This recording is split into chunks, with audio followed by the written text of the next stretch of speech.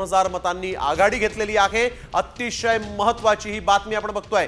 महाविकास आघाडी 131, महायुती 140 आणि इतरांना 12 जागा मिळालेल्या आहेत। त्यामुळे आता नेमकी सत्ता कोणाची येते हे पाहणं महत्त्वाचं आहे। अजित पवार 3,000 मतांनी पुढे आहेत। अजित पवारांनी आघाडी घेतलेली आहे। युगेंद्र पवार यांना पिछाडीवर टाकत अजित पवार 3,000 मतांनी आता पुढे आहेत। बारामतीमध्ये नेमका बारामतीचा हा गड कोणाचा हा प्रश्न उपस्थित झालेला आहे। काका पुतण्यामधली लढत आणि काका अजित पवारांनी युगेंद्र पवार यांच्या समोर 3,000 मतांनी आता आघाडी घेतल्याचं इथं पाहायला मिळत आहे। बारामतीमध्ये नेमकं काय होणार याकडे सगळ्या राजकीय वर्तुळाचं लक्ष लागून राहिलेलं आहे आणि अजित पवार हे सध्या 3,000 मतांनी इथं आघाडीवर दिसतायत। पोस्टल मतांमध्ये युगेंद्र पवार यांना आघाडी मिळाली होती आणि अजित पवार पिछाडीवर पडले होते, परंतु आता ईव्हीएम द्वारे मतमोजणीला सुरुवात झाली आणि अजित पवार यांनी 3,000 मतांनी आघाडी घेतलेली आहे। त्यामुळे बारामतीकरांनी दिलेली घोषणा लोकसभेला ताई, विधानसभेला दादा ही घोषणा पूर्ण होते का